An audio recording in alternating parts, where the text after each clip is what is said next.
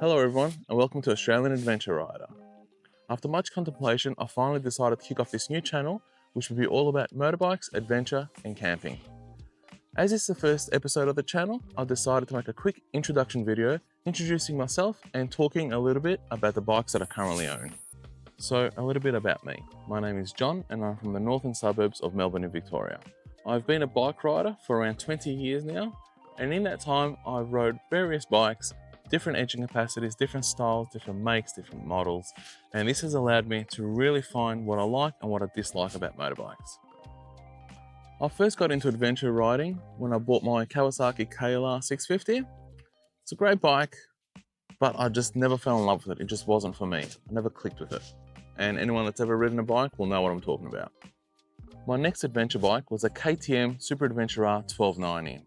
An amazing bike, loads of power, super capable, but to be honest, it was too much bike for me. Often going on solo remote trips, it was always in the back of my mind that if I did drop that big heavy bike, I would not be able to physically pick it back up again, especially fully loaded and me being exhausted from the trip. So I was looking for something a lot lighter.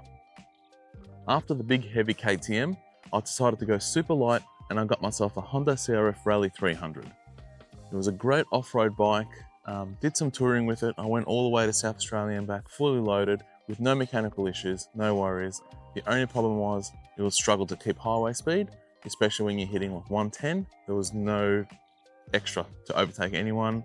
And I just felt that it wasn't enough for a lightweight adventure bike for myself. Now let's move on to my main adventure bike.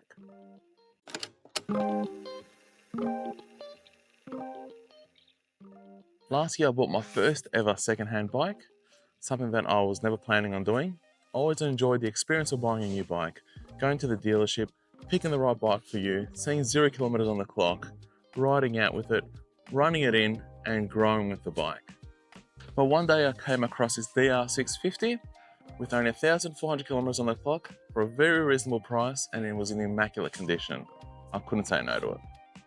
The DR650, which I personally believe is the best all-rounder. Lightweight for off-road riding, great for touring, gives you that extra power for overtaking, but there was still a lot more I had to do to turn it into the ultimate lightweight adventure bike. And all the upgrades that I did to it will be coming up in a future video, and I'll discuss in detail about what I've done to the bike. Now, let's move on to the other two bikes I got in my garage.